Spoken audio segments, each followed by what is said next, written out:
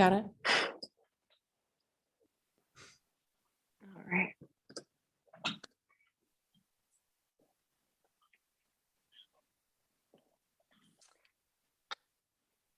Okay. Good evening, everyone. I am Jen Matthew, and I'm the director of the Connecticut Center for Entrepreneurship and Innovation at UConn. And we are really excited to be bringing to you all the next timely topics session this evening with our friend, Ryan Gresh, who'll introduce himself and give you a little bit of insights into his background. But these sessions are really intended to be quick snapshots into the insights and lives of our entrepreneurs and things that they've experienced, and timely topics, as it's titled, is really a way for us to bring topics to you in real time as they're happening in entrepreneurs' lives and things that they're experiencing. Last week, we had Haley Seeger in from OneWith, who went through various programs at CCEI and talked a lot about her experience in launching social media platforms and the strategies she used to integrate that into her business. And so we're excited this week to have Ryan join us. So this session is recorded. So for those of you that aren't actively live joining us, you'll be able to hear this session on record. And for those of you that are here, please feel free to utilize the chat function throughout the session. And also, I'm sure Ryan will field questions at the end for you as well. So when you're ready, Ryan, feel free to take it away. Yeah, I am ready. And I look forward to questions because that's always my favorite part of these sort of things. So yeah, I think today's topic is day in the life of an entrepreneur. And everybody's probably seen this chart here I'm showing, but this is, I'm kind of excited to do a different type of pitch today, because typically I'm doing an investor pitch where I'm making us look as sleek and sexy as possible. But today's talk is really to get into the dirt and talk about a lot of the lessons that we've learned. One of my favorite quotes from Naval is that success and failure lead to the same place, which is dissatisfaction.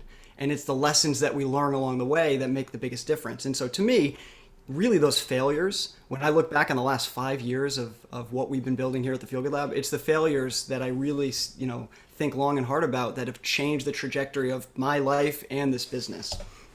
So a little bit about myself. I graduated from the University of Connecticut in 2009 with a degree in mechanical engineering. So nothing to do with what we're going to talk about today. However, it actually has a lot to do with it. And while I was at UConn, I had a mentor by the name of Rich Dino. So a lot of people here that are part of CCEI probably know Rich. I think he retired this year, but he started the first entrepreneurial senior design program where he took engineers, paired them with MBA students, and really taught us a lot about entrepreneurship. And one of the major lessons that Rich taught me was that solving a problem is so much more important than the solutions that you bring to the table. And so that's going to be a key message here that we'll get to at the end. So after UConn, I spent about a decade in the aerospace industry with my engineering degree. That was really important for me for two reasons. One, I got amazing experience from design work to supply chain to operations to sales that are very applicable at the Feel Good Lab. But honestly, I think even more important is that I now know what I do not want to do when I grow up. And it's one of those things that I feel like if I went straight into entrepreneurship out of college, I'd always have this, this parachute where, I can just go ahead and be an engineer in the aerospace industry, which is booming here in Connecticut. Well, after spending a decade there, I know I don't want to go back. And I really have found my passion at the Feel Good Lab. And that's going to be another core topic that we talk about. So how I want to do this today is I'm going to kind of go through our typical pitch deck, but I'm going to pause at certain stages and give you the real story and tell you some of the lessons that we've learned. So the problem that we're solving is the chronic pain epidemic. And in the United States, it's kind of crazy to believe, but over 100 million Americans suffer from chronic pain. What's even worse than that is that 2/3 of those people don't think there's ever going to be a solution that works for them. So they wake up every single day believing that they're never going to live pain-free. And it's really just an absolutely catastrophic issue that we're dealing with. The reason is that most of the tools that we're using are not the right tools for the job. The opioid epidemic we all know about, especially being in Connecticut where Purdue Pharma is based. When it comes to chronic pain, opioids are not the right tool because they typically lead to building up of a tolerance, and then you need more and more medication, which causes unbelievable side effects when taken for many years. Well, oral NSAIDs, that are things like ibuprofen and Tylenol, a lot of people don't know this, but the leading reason for emergency room visits in the United States is GI bleeds. And the leading reason for GI bleeds is overuse of NSAIDs.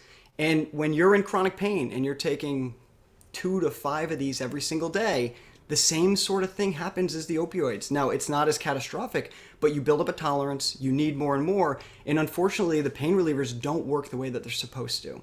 And then lastly, you have the topical pain relief space. And this is where we spend a lot of our time. But when you look at the brands that are in the CVSs and the Targets and the Walmarts, they're brands that have been developed decades ago. So they include ingredients that are just not good for us. In fact, they were taken out of the beauty aisle many, many years ago, but they still exist in the over-the-counter pain relief aisle. And they leave you smelling like a cough drop all day. So that's kind of where our story really starts. And it's nothing to do with me. It's all based on my family pharmacy in Vernon, Connecticut, and my dad and brother who run it. So my dad has been an expert in treating chronic pain at our pharmacy for over 30 years. In all of the work we do, it's really about taking what he's doing in our local community, and the Feel Good Lab is the vehicle that we've created to try to bring that to the rest of the world. And one of the things that he learned is that if we can take those same potent medicines that we were delivering orally through the gut that were causing these side effects, but deliver them through the skin right to the site we want them to work, we could increase the efficacy, but we could reduce the side effects. And so he started having some amazing success in the 90s and early 2000s, which led to the creation ultimately of the Feel Good Lab. When one day a good friend of mine who I was playing basketball with, he's a little bit older, he said, "Hey, Rye, do you have anything all natural that could work for pain? My kids are playing baseball and they're all slathering up with icy and whatnot. It's really not working and it's not that good for them."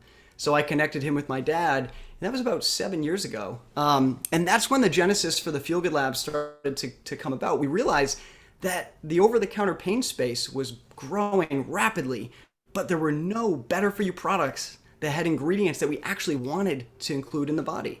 And so our mission is pretty simple. It's creating pain relievers that are actually good for you. No side effects, but efficacy is key. When we talk about that chronic pain epidemic and the 2/3 of people that don't think that there's any hope, really what we're trying to bring to people is hope. And that means efficacy is so much more important than anything else in this category. It's kind of like table stakes. If you don't have an efficacious product, you might as well pack up your bags. Now, from there, effectively treating chronic pain, now the next iteration is being good for you, being healthy. And what that means to us is including ingredients that the body actually knows how to use. Things like arnica for bruising and swelling, turmeric, which is one of the world's best anti-inflammatories, boswellia, sunflower oil, 30 natural ingredients in our formula that really target the root causes of pain, not just masking symptoms. And what's equally as important is what we do not include. So if you look at those other products in the category, almost all of them have at least 3 of these ingredients on the right.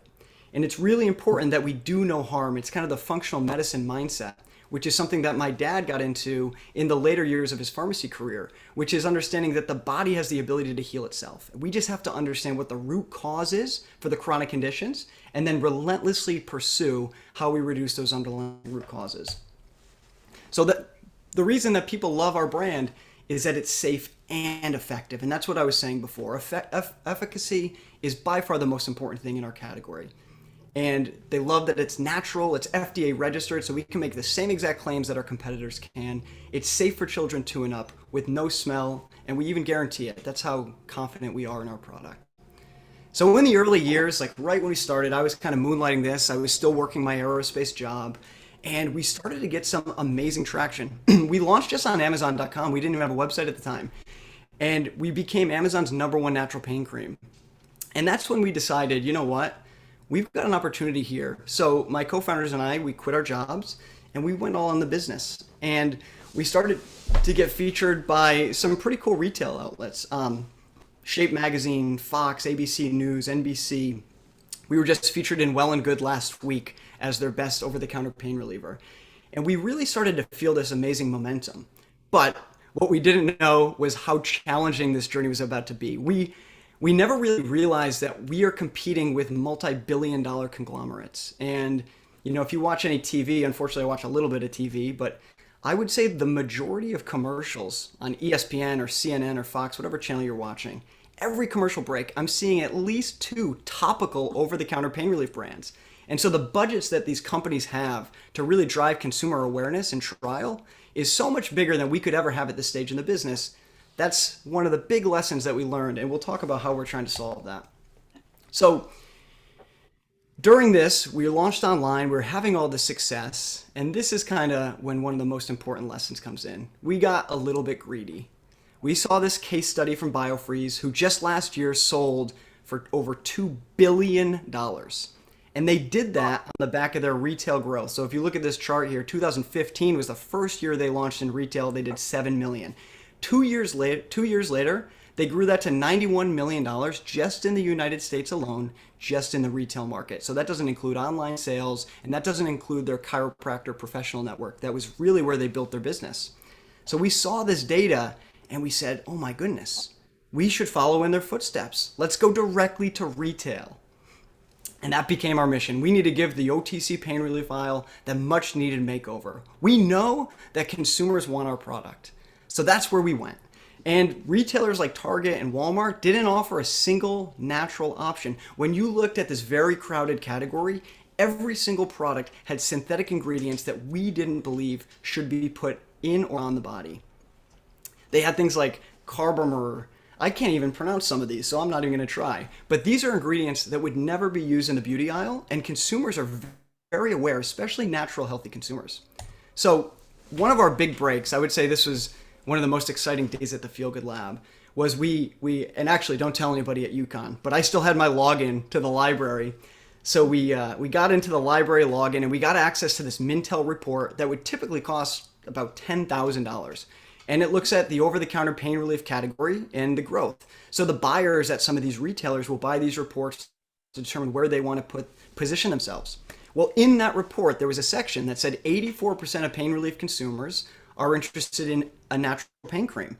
When we dug into the back end of the data, we found out that they actually showed consumers our brand. So this was amazing to us. We're like, how did they even know about us, let alone go and survey 1,600 people and find out that 84% of them wanted to try our product? So we leveraged that right away, and we grew a little bit too fast. We launched in CVS and Target later that year. So this is now in 2020. We launched with CVS and Target. We got a contract with Big Y, Box Out, who is a chiropractor, physical therapy outlet, an FSA store. And one of the big challenges here, and this is kind of the first place that I'm going to pause and talk about some big important lessons, is when we were at this phase negotiating with CVS and Target, we had many mentors that said, hey, be careful. This is a different game.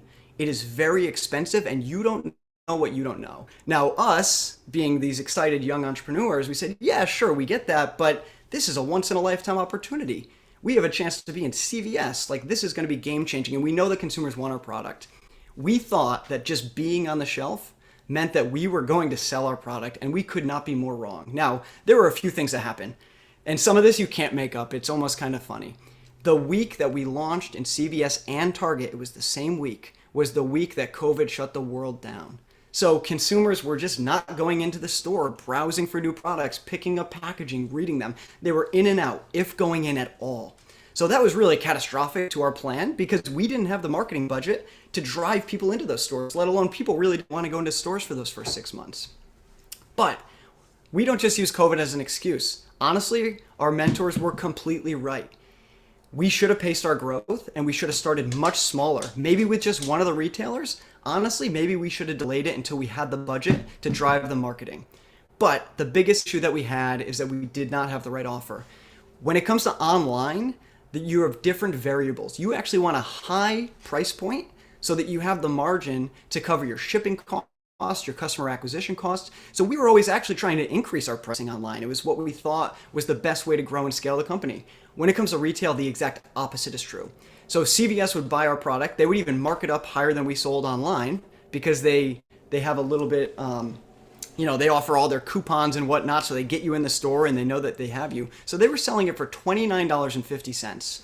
Well, who's going to try a new product in a very competitive category that's more than double the cost of the average product? So we made a huge pivot, and we'll talk about some of the things that we learned from this and what we did to change it. But we now offer a 1.7 ounce size as low as $14.99. And that's really important. What we learned is the game at retail is not at all the game that's online. In fact, oftentimes they're completely opposite. So by trying to scale online and scale in retail at the same time with a small team and no budget, it really, really hurt. And that's kind of where the next lesson came in. So mid 2021, this is what our team looked like. Very experienced. We had great team members, co-founders. Unfortunately, by the end of 2021, this is what our team looked like. And we did have a few other team members, so I'm exaggerating a little bit with this slide, but it was a much different look and feel. And what happened was many of the co-founders, well, two things happened. One is we ran out of money. We had to raise again. And so we couldn't afford to pay for some of the mentors and services that we had. We had to really lean out. And two of my co-founders left the business. And so that was really hard. And I think this is a good place. And if anybody on here is starting a business and working and thinking about bringing on co-founders, I'm happy to talk with you offline. But I learned a lot of important lessons here. The most important one is prepare for the worst when you sit down with your co-founders and partners at the beginning. We should have had a very clear exit option, almost like a prenuptial agreement, when we started the business. That would have allowed us to both know exactly what happens when it's time to leave. Unfortunately, we didn't. So I was able to work out a great deal with one of my co-founders. We are amazing friends still. We talk, every week. And the other one, it didn't go exactly that way. So a lot of lessons learned there. And, just having the foresight to find mentors, because we didn't do it. We've never done this before. So I'm not surprised we made this mistake. But there are people out there that had. And so if I had gone to them when we were writing up our original operating agreement, now what I know, I almost guarantee that anybody who's been an entrepreneur with co-founders would give me the same advice. And the second piece is to build your team around your mission. That mission is so critical. One of the nice things about all these ups and downs is it's really solidified who wants to be here and why. And the why is because we're all passionate about what we're doing, which is building the modern pain relief brand for today's consumer. We don't believe that it exists anywhere, and we think that we are that solution. So when we look at today, Mintel just released their latest report. So this is the same Mintel report that I talked about earlier where they featured the Feel Good Lab. And the Mintel data is actually getting even better for us. So there were three major takeaways from the latest report that just came out a few months ago. Topical pain relief is the fastest growing segment, increasing 17% in 2021. But even more than that is that layering functional and natural ingredients to create value is a huge wave. And so we believe that our brand, yes, we've been doing this for 6 years, but timing is everything. And we think that we've never been positioned better than we are right now. So some of the things that we're focused on at the current state is really fixing those mistakes we made early on. Big one being retail, we know, is where the consumer shops. So in pain relief, right, people are in pain. If they have arthritis pain or back pain, they're in pain and they need a solution right now. So even during COVID, over 85% of consumers were still going into the store. They don't want to wait even 2 days for Amazon Prime. So retail is going to be a massive part of our strategy. However, we will not make the same mistake that we made last time, which is paying $50,000 slotting fees to each of Target and CVS just to get on their shelf and expect to sell through, especially at that price point we were at. So we're actually in talks with Walmart right now about a potential end cap strategy where we would give them exclusive pricing at $12.88 for our 1.7 ounce natural pain cream, and we will allow to get outside of that pain relief aisle. Because we know that the consumer that really falls in love with our brand is actually not typically shopping the antiquated aisle. They don't think that there's a product or a brand in there that's right for them. So our pitch to Walmart is that we can give them best-in-class margin, but we can also drive new traffic and new eyeballs into that existing aisle and grow the pie for everybody.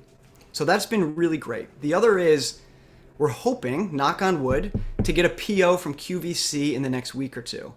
And we should be getting on air in April. What's so important here is that that's going to give us the ability to get our story out to so many more people. Their viewership is actually going as strong as ever, especially during COVID.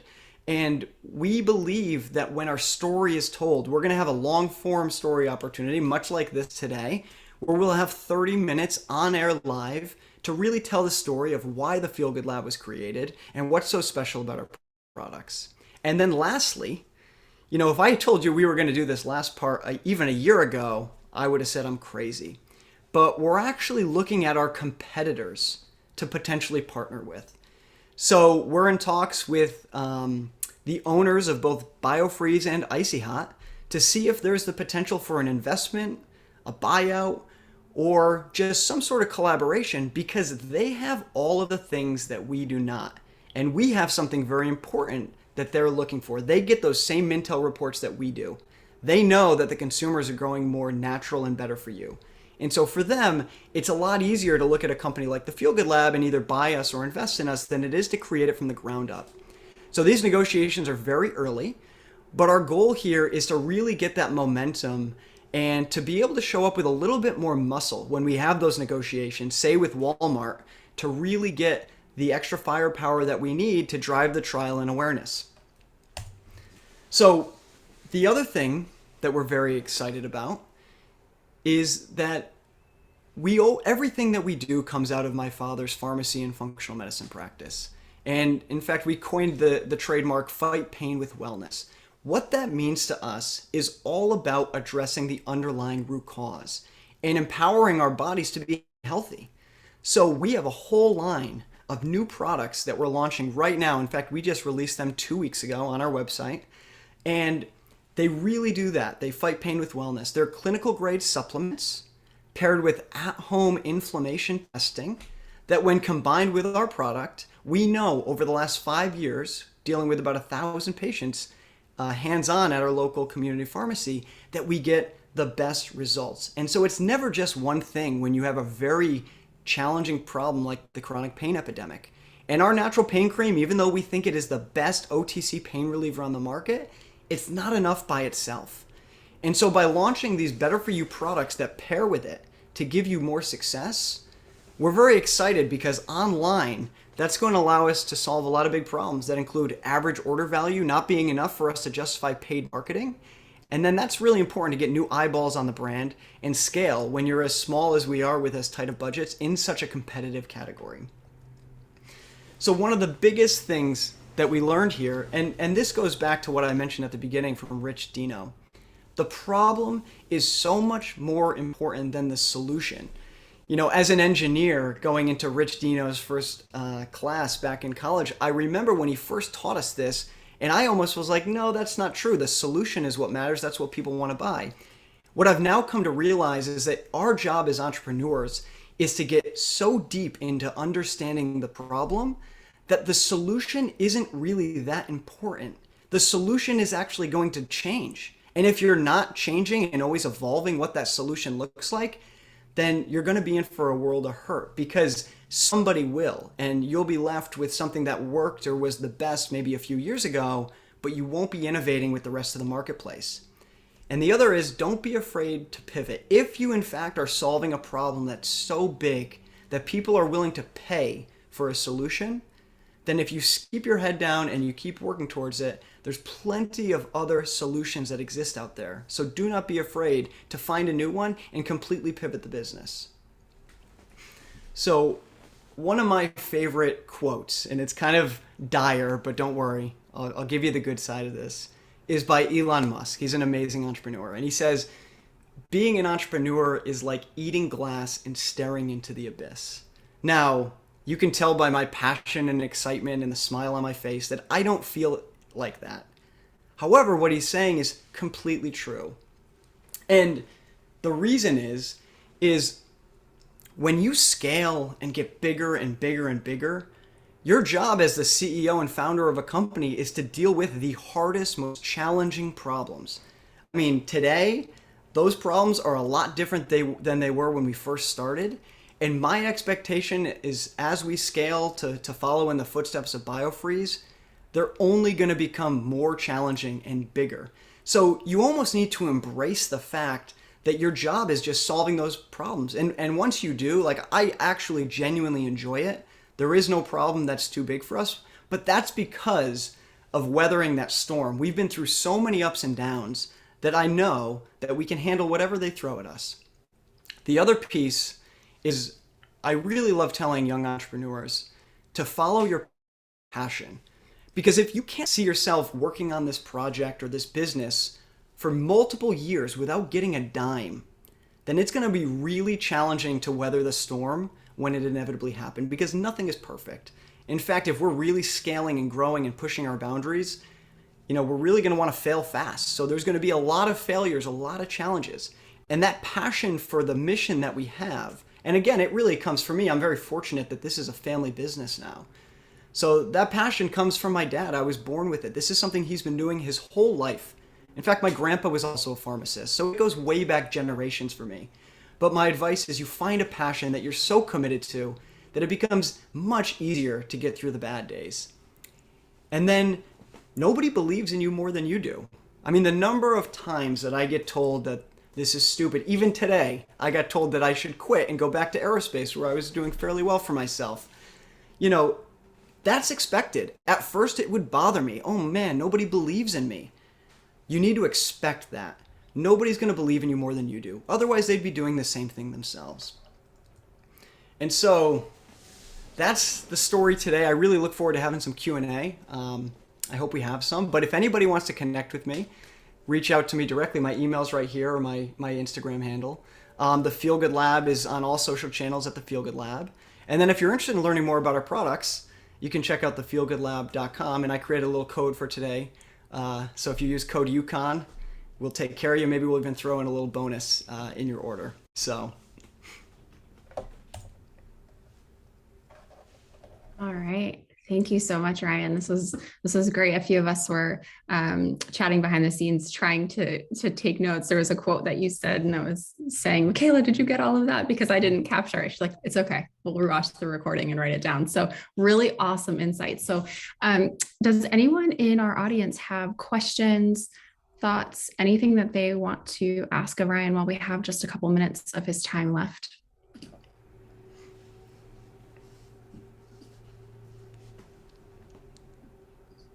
Somebody's got to have a question. I'm sure. It usually takes a minute to everyone to warm up and feel like they can ask something. Or you can throw it in the chat if you want to. Yeah, I was gonna say I have one if that's okay. Sure. Yeah. Oh yeah, of course. So like I've run a business myself before I joined CCEI, and I'm just kind of curious what you find your biggest struggle day to day is, because I know like there's so many highs and there's so many lows, and like what's kind of the biggest thing that you deal with and struggle with? For me personally, it's time management and focus. You ask people around me in my life, my wife and my family, and I'm always working, I'm always thinking about it, I'm always on, I really can't turn it off, but that doesn't mean I'm being effective.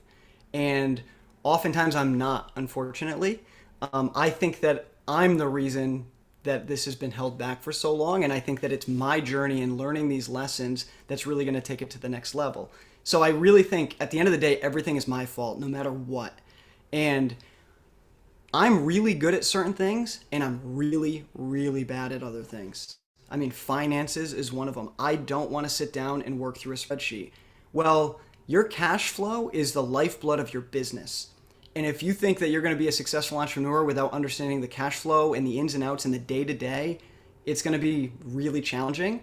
My co-founders would handle some of those things. But when they left and it all got dumped on me, in the past few months, I've had to learn Photoshop, web design, QuickBooks, things that I don't really want to do, but I have to do. And I feel like they're leveling me up to be able to sustain the next level of growth. So we're working on raising some money. I talked about some of the competitors we're in talks with. Once we raise that money, we're going to be able to hire for these, positions. And I forgot to say, packing boxes and shipping stuff out, right? It's everything. And so once we can hire for them, I can see the light at the end of the tunnel. But if I didn't go through the past few months of having to learn them, I wouldn't know who to hire and I wouldn't know how to hold them accountable. So I think it's my time management. I spend so much time on the business, but I do not feel like I'm as effective as I need to be. I feel that it's very hard to shut off at the end of the day and say like, okay, it's 6 o'clock, like time to go have dinner. Cause there's always something else that you can be doing. I guess my Yeah, that question is kind of also goes, oh, go ahead, Jen. no, go ahead. My question kind of goes off of Alicia's, whereas what do you do or what do you think, like what keeps you going when you hit your lows and when like you just feel like you can't do it anymore? I don't feel like that very often. What keeps me going is the feedback. Sorry, somebody must be at the door. My dog's going nuts.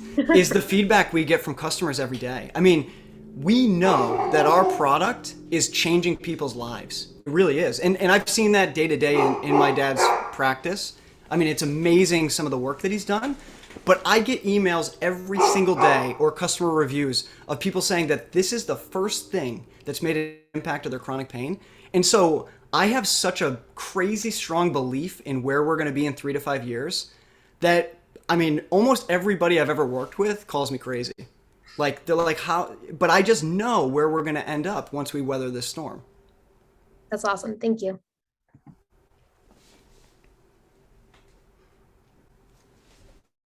Did you have one, Jen? I did, but I couldn't unmute myself because my dogs were barking because they heard yours through Zoom. So they're freaking out. So I apologize if you hear that. I was just going to reiterate off the point that you and Alicia made. I was having a conversation with a group of women entrepreneurs earlier in the week, and some of them are solopreneurs, or some of them have really strong connections back into the roots of them starting their business and won't let go of some of those tasks they really need to offset and send off to other people. So just thinking through, it's not really a question, but thinking through the balance and how do you figure out what you have to do every day to be able to run your business, but how do you find the time to work on the elements to be able to take your business to the next level? And I know you have some thoughts about that. Yeah, well, my favorite day of the week now is Saturday and Sunday because I can work without being distracted. Every day, Monday through Friday, I have this plan. Today was supposed to be building out one of the new product web pages. I didn't do a single minute of it because you get bombarded by opportunities or problems, some of them worthy. Like today, when I mentioned that we're in talks with the owner of BioFreeze, well, that actually came about today. They reached out to me, and we already have a meeting set up for Wednesday with their global GM and their head of innovation. And so they're very serious. So, but I had to spend quite a bit of time on that. And so it's again, time blocking is something I need to get better at, and like do not disturb. I always feel like I need to, if it's important, I feel like I need to respond right away.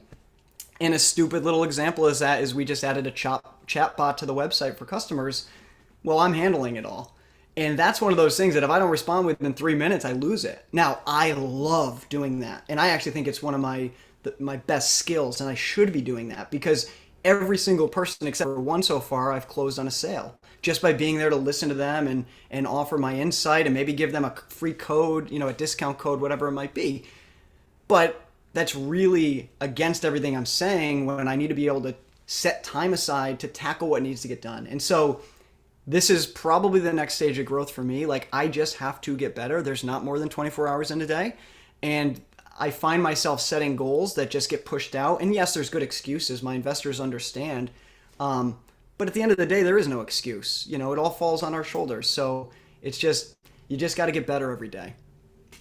So What Not to Do by Ryan Gresh.